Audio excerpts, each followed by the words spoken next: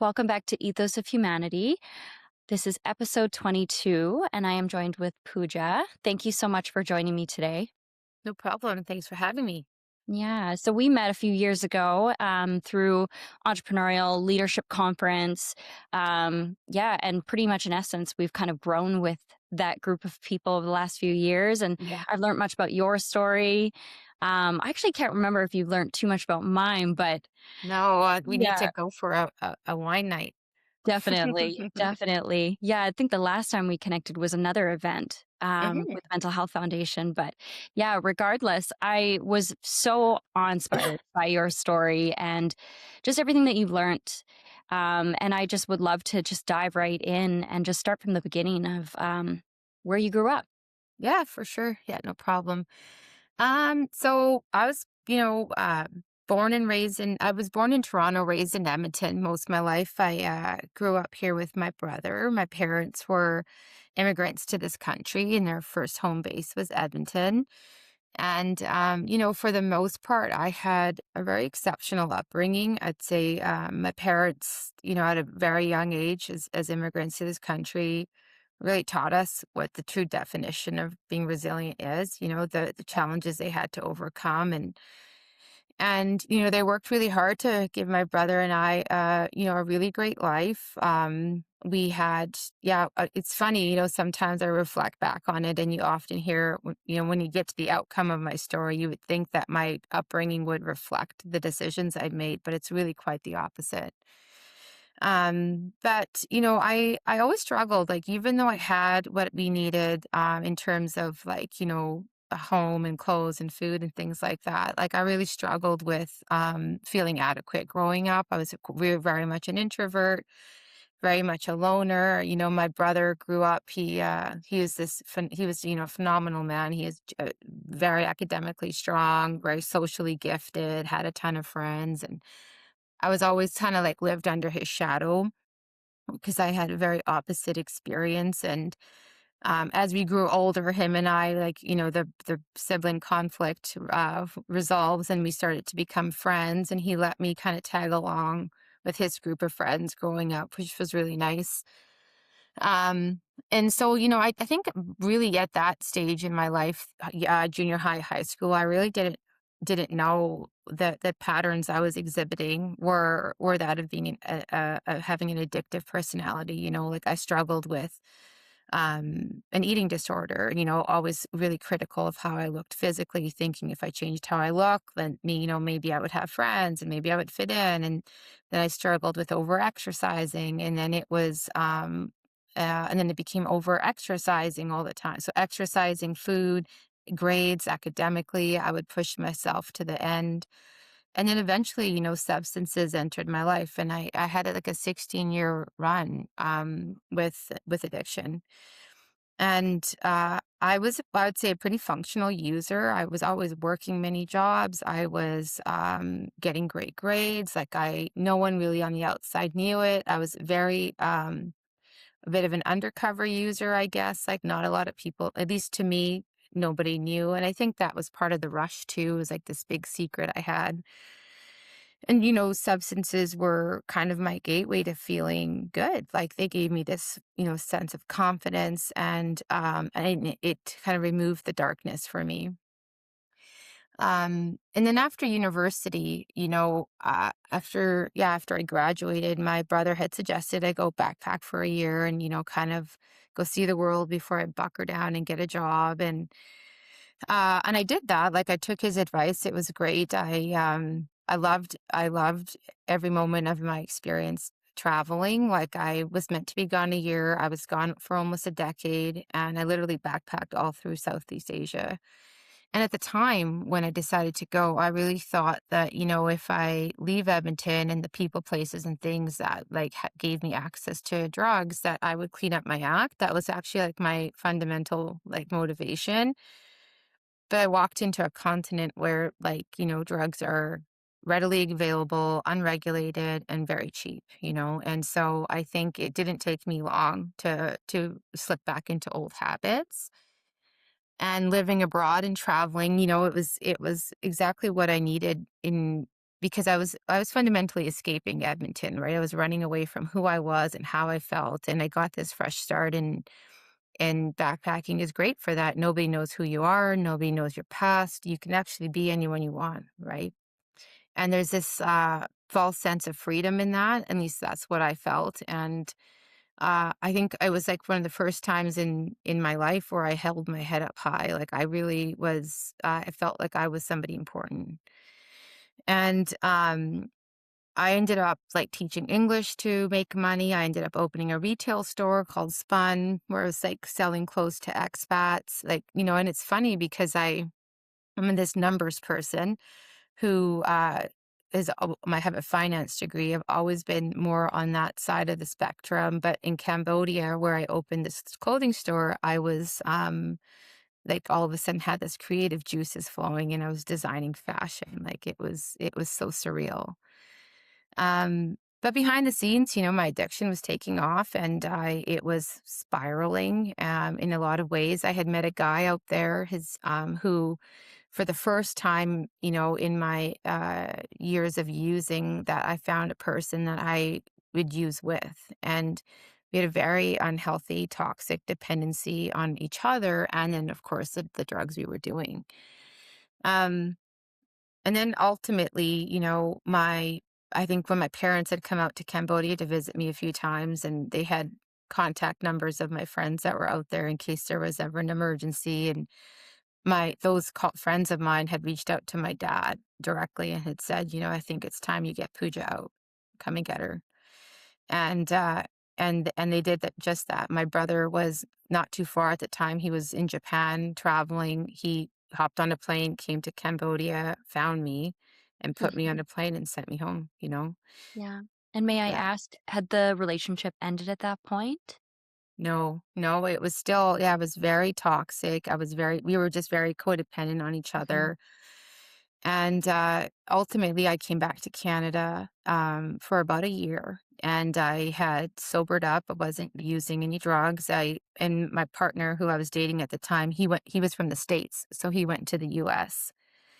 And we, stayed in touch. We were talking all the time, and we both, like, I was talking about my journey recovering, and he was telling me the same thing. So I ultimately thought we were both like on this path of sobering up, and we were going to reunite, and we would have a white picket fence and a career, and life would be great. Mhm. So I just held on to that dream. I eventually, after a year, saved up enough money. I moved to the US. I had shipped over, like, or bussed over all my stuff to California, and my parents were not happy about it. They didn't want me to go. Um, you know, uh, this guy and I had, a series of violence history, right? I have broken bones, I had scars, and so my parents were just not okay with me leaving, but they couldn't stop me. And I went, and then within the first day of, like, the day I arrived, I realized that everything he had told me for the past year was a lie. He was well into his addiction, he was living out of a car, all the stuff I had sent over was sold for drugs. Mhm. Um, yeah, I was in complete shock. And within 8 hours of being there, we got into a huge fight on the streets of California. And I literally had to walk away from everything. He had my clothes, my phone, my passport, everything was in the car. And I just walked away from it all and Wow. had to figure out how to navigate being in this city where I knew nobody. And couldn't call my parents. And so, yeah, I managed to figure it out. I lived on the streets for a few years. I was squatting. I had found a bunch of people on the streets that kind of showed me the way on how to survive. And a lot of it that we had to steal in order to survive. It was actually around the time that there was the bust in the Silicon Valley, so everybody was leaving California, and Mhm. so lots of homes were vacant. There was the economy was not great, and so we found a lot of empty places where we could stay. And that's what we did for years, me and these groups of squatters.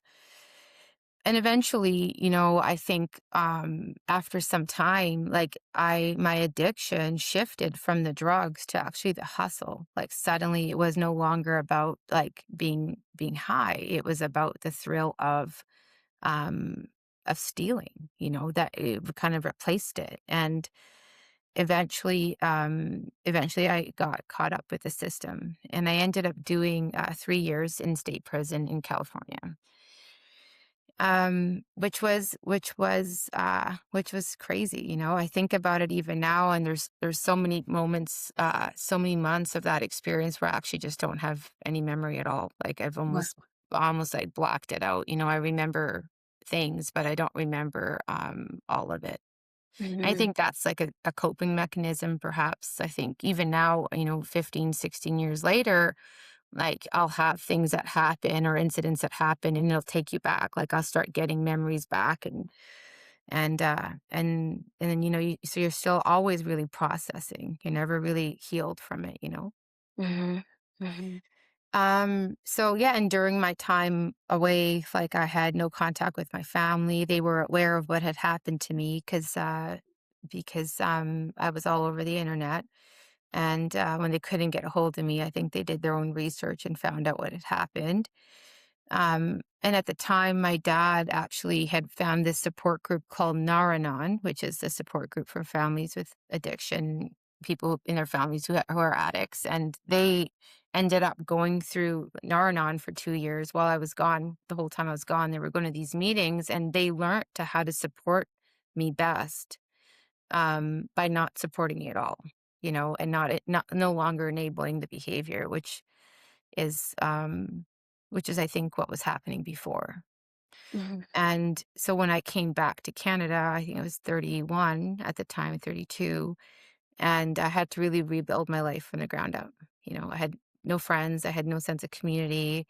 Um, I was completely broken. I did not know how to make a decision for the life of me. Because when you're locked up in the system, you really, you don't make you're just a body that moves when you're told to, Mhm. and so really struggled with any sense of self-worth or self-confidence. And so, immediately, even though I wasn't using while I was locked up, that's always your default, is you want to go back to what made you comfortable. Mhm. So my dad recognized, but when I came back, my parents let me stay with them. My dad recognized I was struggling, and he ended up asking me if I wanted to go to NA meetings with him, and we did exactly that for about 5 years. He was always has been a great supporter of me, and never gave up on me, and would put himself in those environments just to support me through it. Right. Wow. Yeah. So I did that for a few years, and then I eventually, over time, I just started, finding opportunities to work, and I made it my everything. I made, like, my career, chasing up for lost time, kind of my driving force in life for many years. Mhm. Mhm. And eventually, I grew in my career choices. I went from, like, a business analyst role to, chief operating officer in Alberta, working for a senior living portfolio within, 6, 7 years. And was that, like, quite a when you, like, compare Yeah. the contrast, was it something that you had to navigate within yourself, knowing that you had gone through all of this life Mhm. experience to get to this point, all this building brick by brick?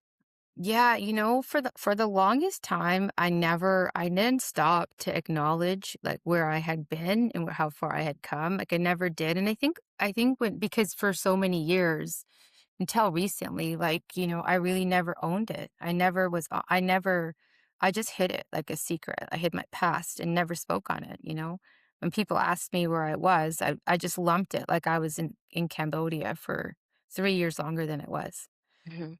because I was too ashamed, and I didn't want my past to be a curveball in the success I was finding, and just didn't have enough confidence people, that I wouldn't be judged. And so I carried that secret for years, years and years. And so I think in those years I never stopped to be like, wow, look how far you've come. I literally blocked it. until, I started to have enough people around me, especially in the executive world, where they would be talking about their children who are struggling with addiction. They'd be talking about feeling hopeless with their children for various reasons. They would talk about their own addictions and fears of talking to their spouses about it. And I felt like that was like, the universe giving me this opportunity to say, no, like, hey, um, I got through that and this is how I did that, or this is how we did it as a family. And I just never I didn't have the courage to say it. Mhm. And I felt like after enough of those moments, there were several people that would just start opening up to me. I felt like I needed to. I was like, okay, I'm going to start to do these little trust tests where you start to open up and you start to see your world doesn't fall apart. Like you trust Mhm. someone, you tell them the truth, and it was like healing, in a lot of different ways. And eventually my business mentor at the time, she really like supported me and encouraged me to like get on a platform and be honest. And so I did. I did that. It was like I think it was 2021, a COVID year. I was on a Teams call with this networking group I was the president for at the time. I was the chief operating officer at the time. I was just finished my MBA. My son was a few years old, and it felt like the right time to own it. But then when I did, like my world did fall apart. And my world at the time was my career.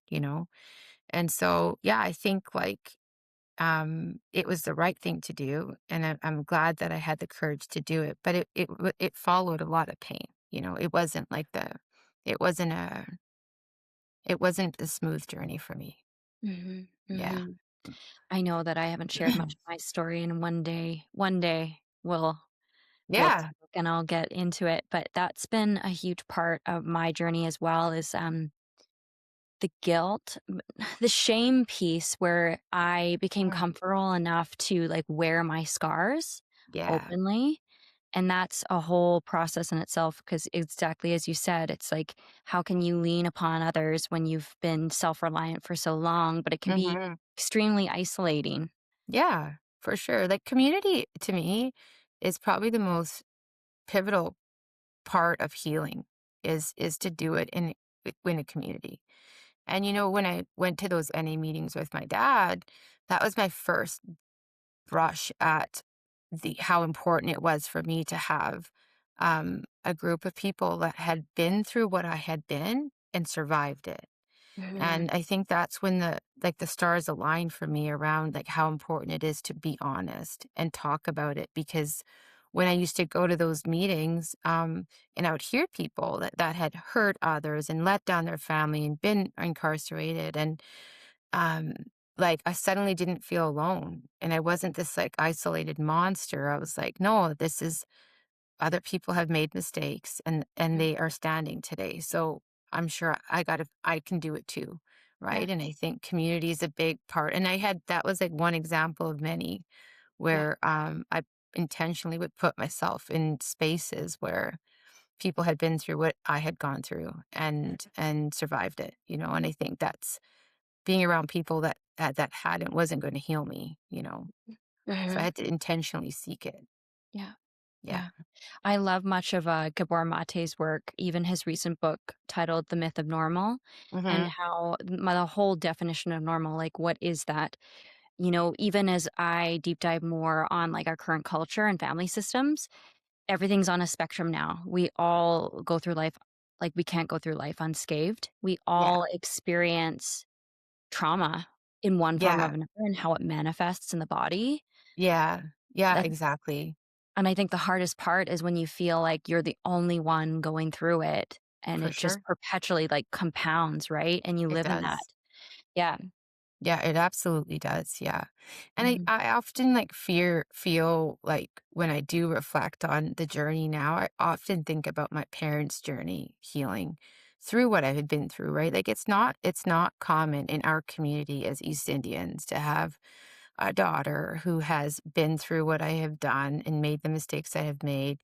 And, further than to it, like I got pregnant, I had my son alone. Like it was like everything was so completely off the norm for an East Indian daughter. And my mother, like, has always just managed it alone. Very quiet, very reserved, does not lean on people, does not talk about her feelings, even to this day, you Mhm. know?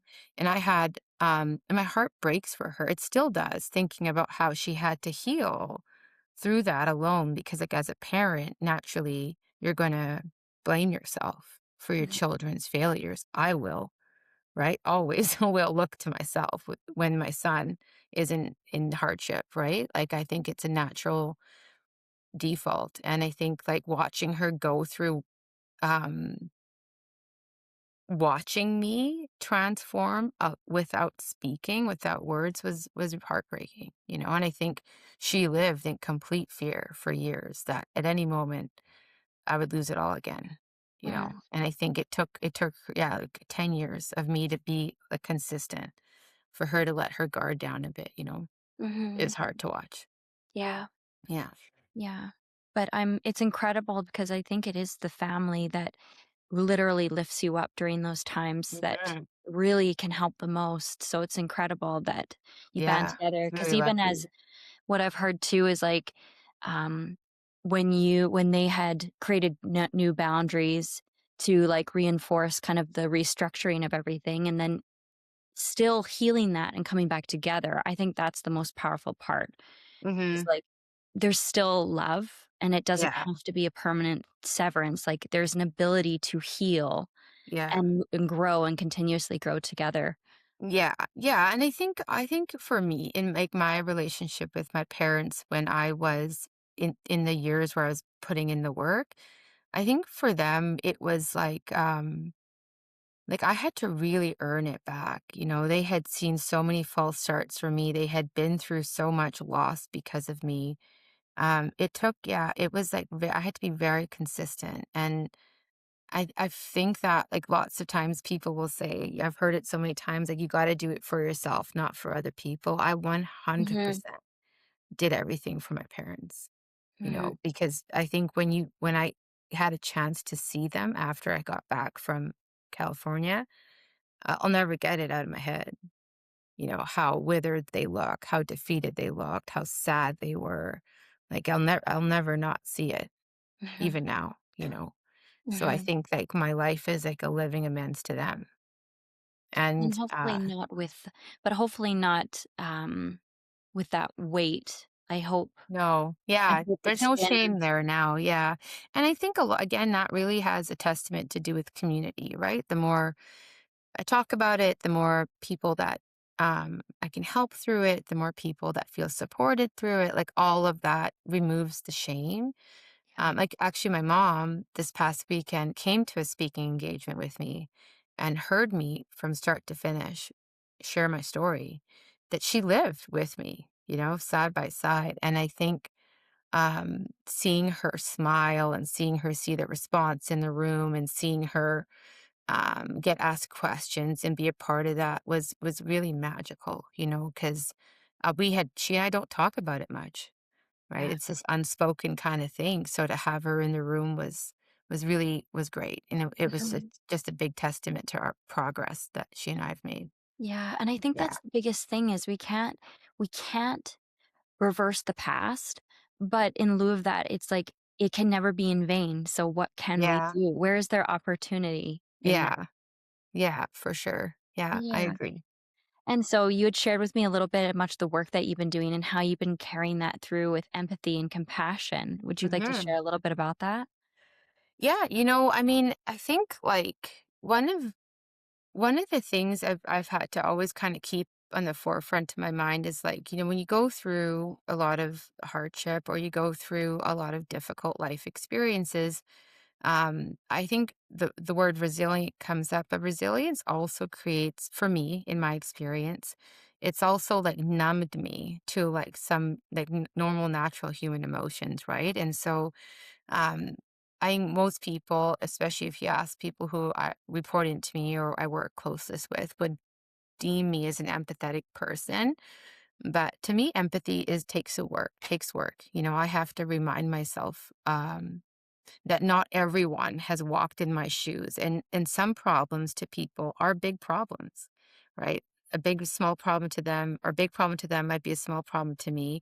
So it's always to be like to lead with that, and to and it is it's just it's a pattern of habit where you just pause and I have to take a breath and then I have to like show empathy.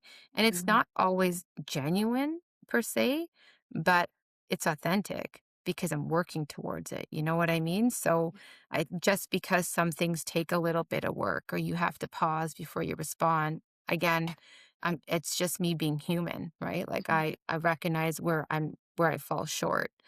But then you shift, you adapt, and then you do what you need to do to support that person, right? Yeah. I think it's like a work in progress for me, and I had the same experience when I had my son. So when Everest was born, like, I didn't grow as much as I had everything I needed growing up on paper, like, I didn't grow up in a cheerleader home where people were like, "Great job," and "Way to go," and encouraging, like, those things were just expectations of us. And I felt like, when I reflected on my past and like how I got to where I got to, I often come back to like, yeah, not feeling loved. And so, like, I knew that with Everest, I would need to break that cycle. And it was not easy for me. I remember putting up like post it notes all over. Like, he was like 3 months old at home with me. And I had to put post it notes up to be like, tell him you love him, encourage him, hug him, kiss him, touch him. Mhm. And I didn't do those things organically. Like, I was terrified, was raising this baby alone, didn't know what I was doing. And so I just went into my toolbox, like, hey, right, it's about, when they talk about positive affirmation and you put those signs on your mirror, I had to do that in trying to be a supportive mother to him.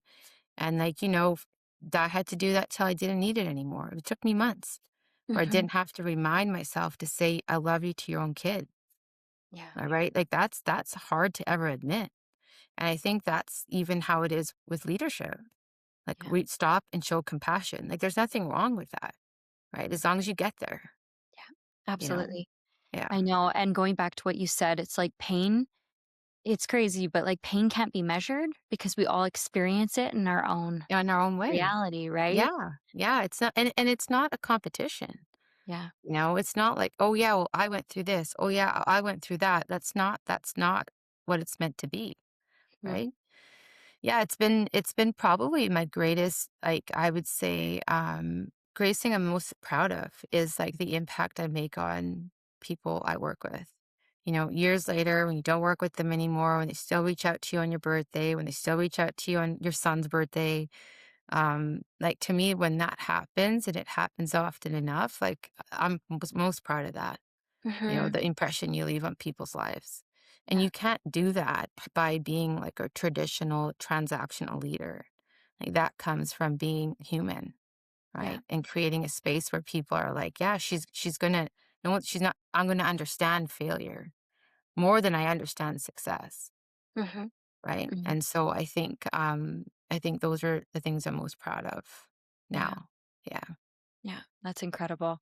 I know there's that quote by Jim Carrey about the effect we have on others is the most powerful currency we have. Mhm. Yeah. Yeah, that's powerful, that is absolutely powerful, and I think about, like, even as a child, and I think about when you answered, like, "Who is your favorite teacher? Who is" like, I'll know their names, no problem. I can speak to them, no problem. Like, I will forever remember Mhm. people who have left a mark in my heart, and I think that's fundamentally what our job is role is as leaders, is to take it really seriously and then deliver on that. Mhm. Yeah, and so do you have any big goals, any big plans, anything that's worth sharing just in regards to your work and, like, what you'd like to see? Like, I think I'm kind of in a place right now where I'm a little bit coasting, and we were chatting a little bit earlier about like having a season. It's like a quieter season. I don't do well in the quiet. Like, I don't do well in um not exceeding, I think, is like my problem. So I don't know, like, I think the next year for me will look really different. If you were to ask me a year from now, I know it will be different. I just don't know what it looks like. And a lot of it is just trusting. I trust in the universe. I trust in in timing. I know I've always wanted to like start my own thing and be an entrepreneur. Um, and so, I've dabbled in a few different projects here and there. So I'm hoping that like the stars align where I can take the big plunge, but we'll see. Mhm. Yeah. Yeah, I just as we were talking before, I feel like there's still been some catching up, Hmm. from everything in the aftermath of the pandemic. Yeah. And Yeah. yeah, Yeah. just I know too, like a big goal of mine, the probably most important goal for me is to take my son back to Cambodia. And show him what I did and show him the people I met. And I fell in love with that country, but I had to leave on some pretty like intense terms, where you're like packed up and shipped off overnight. And so I think I need to do some healing there, um, physically. And Everest and I, we went there to Thailand last year, backpacking through Thailand, and we were close enough to go, but I just wasn't quite ready yet. So I Mhm. think that would be a really important goal for me to do with him. Yeah, and there's a lot of, like, historical sites there. Is there something that, like, connects to you that you really wanna do? You wanna show him Yeah, in like, particular? yeah, I do. They have one of the seven wonders of the world in Cambodia. It's called the Angkor Wat temples. And I've lived there for so many years and I never went. Wow. I never went because I was always just, running around making a muck of life. And so to me, I'm like, what a missed opportunity. So definitely want to take him Oh, there. And then, yeah. there's a few people I lost while I was there who passed. So to go see that, he knows all about these people because I have their pictures everywhere. He's heard their stories, but to take him as close as he can get to their spirit would be really powerful. So healing. Yeah, Yeah, I think that's so. Yeah, incredible. so I hope in the next few years we get to do that together. I know you will. Yeah. Thank you. Yeah, and you'll have to let Thanks. me know how that goes. I will. Yeah, thank you.